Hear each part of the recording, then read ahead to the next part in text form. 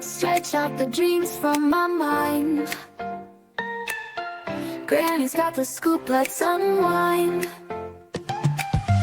Birds are chirping, singing their tune. Mystery of the day coming soon. Cup of tea and a buttered scone. Start the day, we're never alone. Good morning, rise and shine. Granny's here with stories so fine.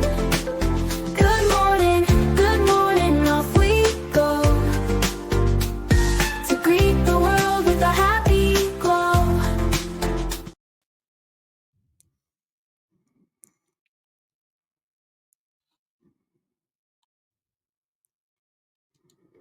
Good morning, everybody. Today we have kind of a tragic situation going on. 10-year-old boy is currently fighting for his life. Let's find out exactly what happened to this young man.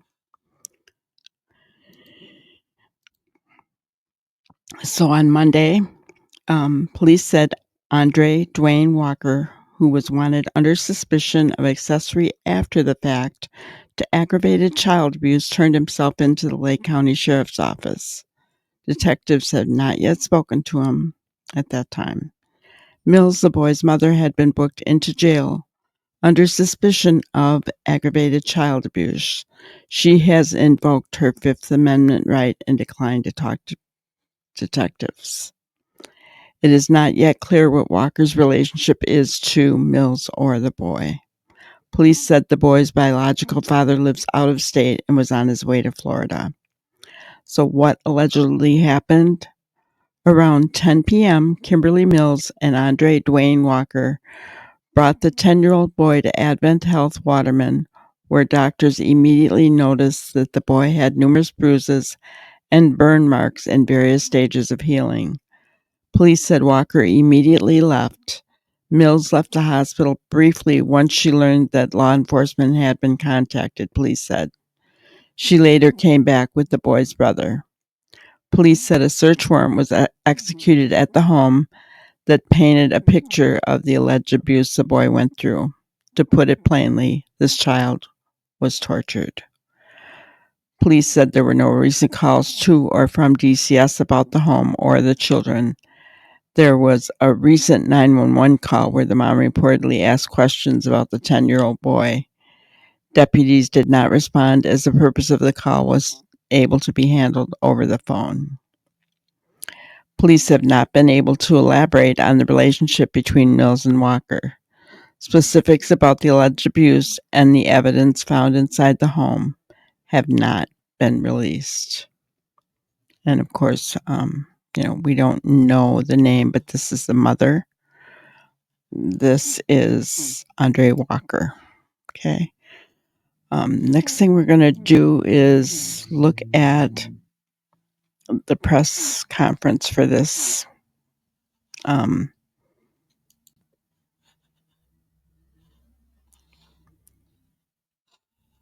ready? Good. Oh, good. Hold on, Michaela's figuring her stuff out. Yeah. Okay.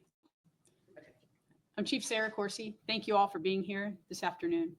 This type of brutal crime shakes the community. The events that took place this past Saturday are deeply disturbing and heartbreaking. The pain and suffering an innocent child endured at the hands of those he trusted and loved the most. Before I turn the podium over to our PIO, Detective Sullivan, I would be remiss if I didn't ask the community to find it in their heart to keep this child, his family, in their thoughts and prayers. Please keep our officers, the hospital staff, and the state attorneys in your hearts also. They're working tirelessly to see that justice is brought to this young child. Detective Sullivan. Okay, excuse me, that's the stool. Hello, my name's Detective Sullivan. Thank you guys for being here today. So let's get into this. On February 22nd at 10 p.m., we received a phone call from Advent Health Hospital staff that they received a 10-year-old male patient that contained evidence of physical abuse. Additionally, they were performing active CPR on the child and administering life-saving measures.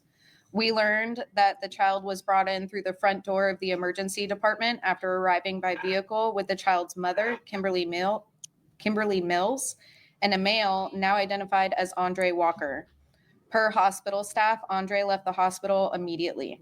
Once Kimberly learned that law enforcement was on the way, she immediately left the hospital, all while her 10-year-old son was receiving CPR. And just so you guys are aware, this is Andre Walker, and this is Kimberly Mills. Shortly after our units arrived at the hospital, Kimberly Mills returned with her other child. Once we obtained Kimberly's information, we obtained her address, which is within our city limits.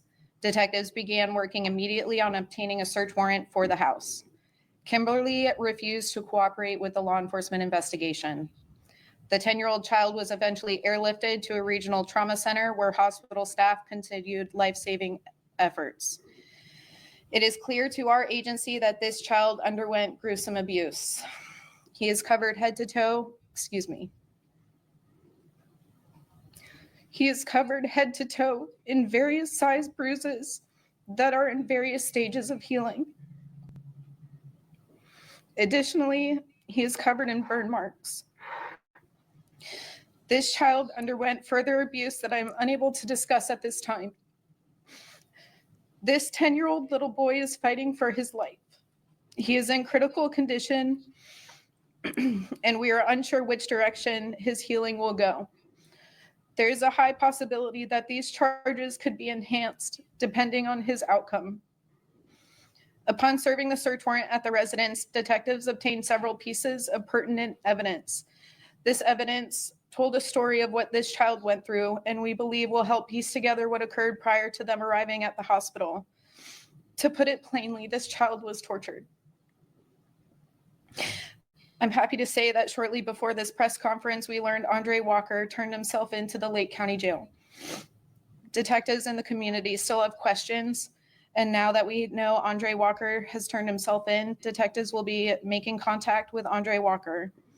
We are hopeful that some of these questions will be answered. Detectives have put countless hours and continue to put all of their efforts towards this investigation. We want justice for this 10-year-old boy, and due to this being an open investigation, certain details cannot be released to or discussed to maintain integrity to this case. At this time, I'm willing to answer some questions. Apparently, this does not seem to be a one-time thing. Okay. So,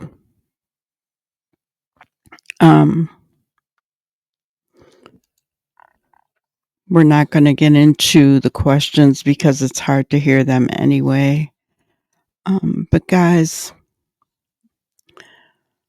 our children should never have to go through this, right? Right now, I'm angry, right? Some people just do not belong having children. And, I guess what the biggest thing that we can do is pray for this young man. We don't know his name. But he's 10 years old. He's fighting for his life. And, he should not have to suffer anymore, right? Get his life back and, hopefully be either placed with his dad or somewhere where he can have a better future going forward. And that the people who did this should be prosecuted to the full extent of the law for abusing an innocent child. 10 years old. Come on. Just so sad, right? So very sad. But I want to thank each and every one of you for being here today. Please hit the like button on your way out. Say a prayer for this young man. And be sure and stop in on our lives every night at 5 o'clock. Thanks so much, guys. Thank you for watching another episode of Granny's Crime Busters. We really appreciate each and every one of you.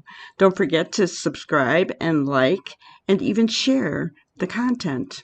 You can follow us on any of our other social media platforms at YouTube, Twitter, Instagram, Facebook, and TikTok. We really appreciate you guys, and you can also email us at grannyscrimebusters@gmail.com.